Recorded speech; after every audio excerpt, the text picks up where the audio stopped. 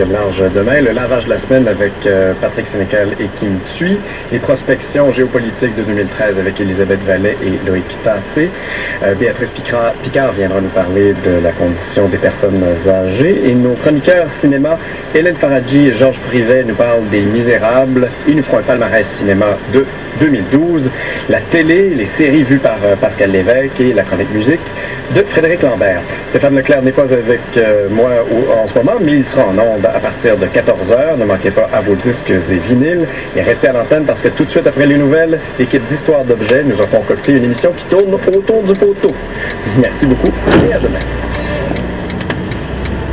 Les fêtes à l'arsenic avec Catherine Pagonnat.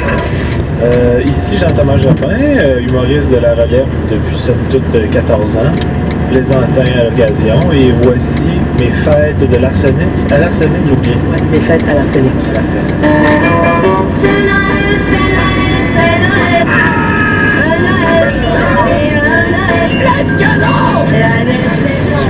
Jean-Thomas Jobin, la pire chanson de Noël. Je dirais Mon beau sapin, parce que je trouve que c'est trop un compliment envers un sapin flou qu'on n'a jamais vu. Fait que moi, j'ai comme trouvé un équivalent que je chante chez nous, c'est Mon pas pire sapin, roi des forêts, que je trouve ta parure pas pire. Il y a moins de chance que le sapin sente la tête demain. Le Noël que vous voudriez oublier.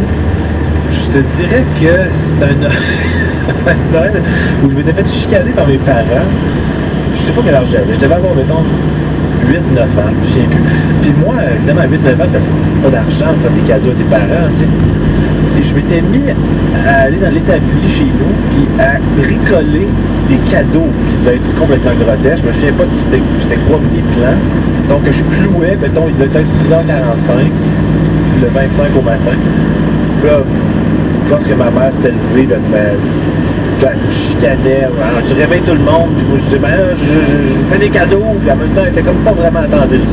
Vraiment qu'elle trouvait ça cute 3 heures plus tard, mais au moment où ça la réveille, quand on s'est couché à 3 heures, puis je fais des cadeaux avec des bouts de bois à 6h45, je comprends un peu. Mon cadeau de Noël, c'est l'amour qui entre chez moi. Le pire cadeau que vous avez donné. Moi, c'était un gag, mais c'est vrai que c'est le pire, mais j'ai déjà donné une carte cadeau Home Depot à une date. Mais c'était un gag. J'ai donné autre chose plus tard, mais j'étais comme un peu content de donner quelque chose qui a fait du niaise. C'est genre une carte cadeau de 100$, pas rien. Elle était en rénovation ou?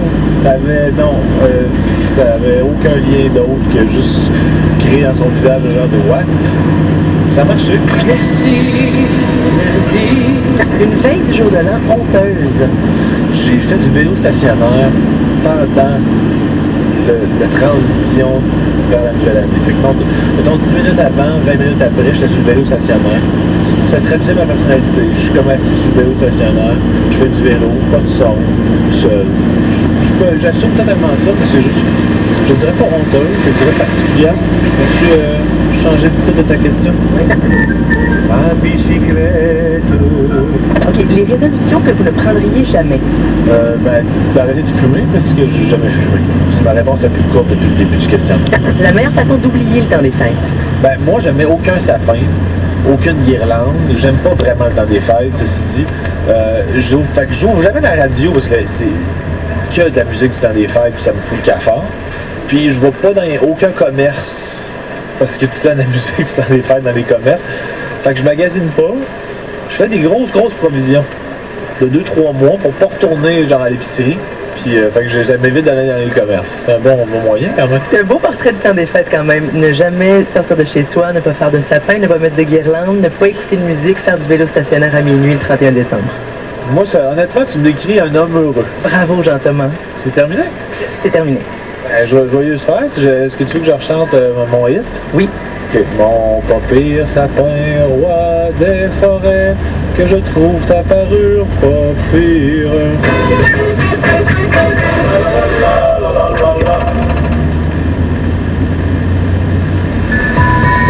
Je le dis souvent en blague, mais moi j'ai été 10 000$ de sapin. Puis je savais pas quoi faire avec ça. Urbania Radio a récolté pour vous les meilleures et les pires histoires de magie de Noël. Urbania Radio, aujourd'hui 13h, avec une 14h. Ici Caroline Bourgeois. L'émission Le Midi 30 fait relâche. Au nom de toute l'équipe, je vous souhaite un excellent temps des fêtes. Profitez des moments en famille. Revenez dès le 7 janvier à compter de Midi 30.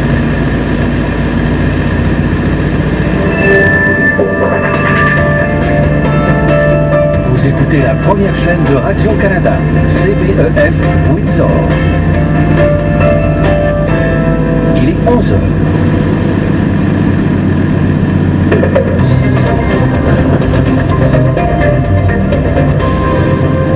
Bonjour de Toronto, ici Annie Poulain avec les informations. La tempête de neige qui a touché le sud de l'Ontario la nuit dernière poursuit son chemin vers l'est après avoir laissé une accumulation d'environ 10 cm. Les policiers rapportent au moins 2 victimes d'accidents mortels jusqu'ici.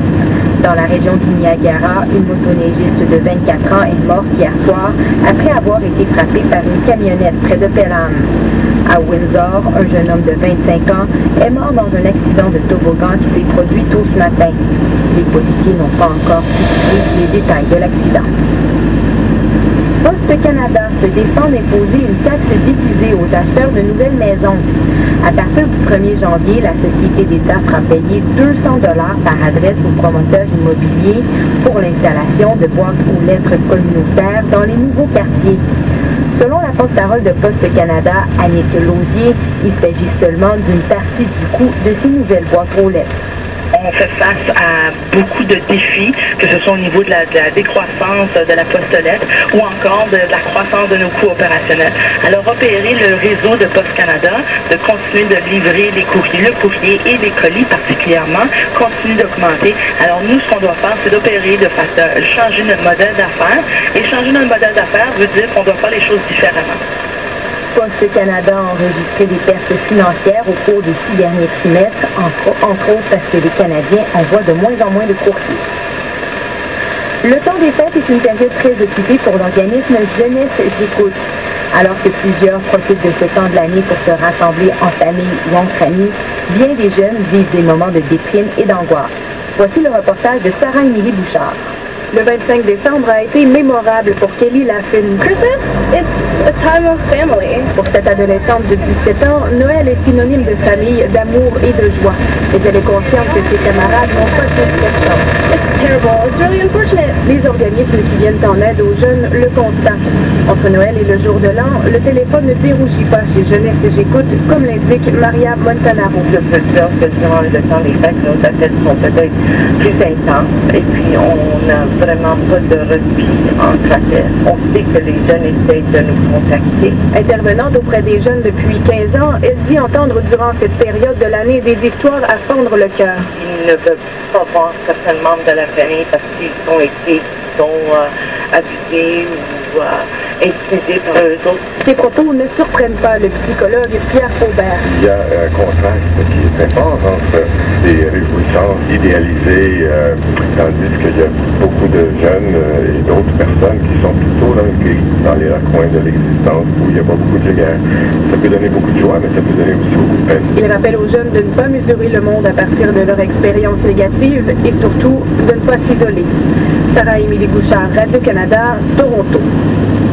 De plus en plus de Canadiens sont incapables de vivre sans leur téléphone intelligent. Selon le plus récent rapport sur l'innovation de la compagnie Rogers, 65% des Canadiens se sentent démunis sans leur appareil mobile et plus de la moitié dorment avec ce dernier.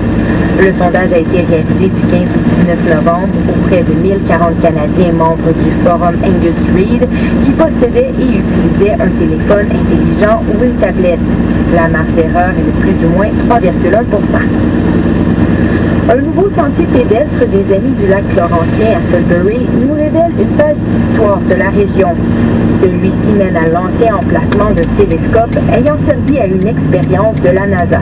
Élise Allard a les détails. Au sommet d'une colline qui surplombe le lac Laurentien,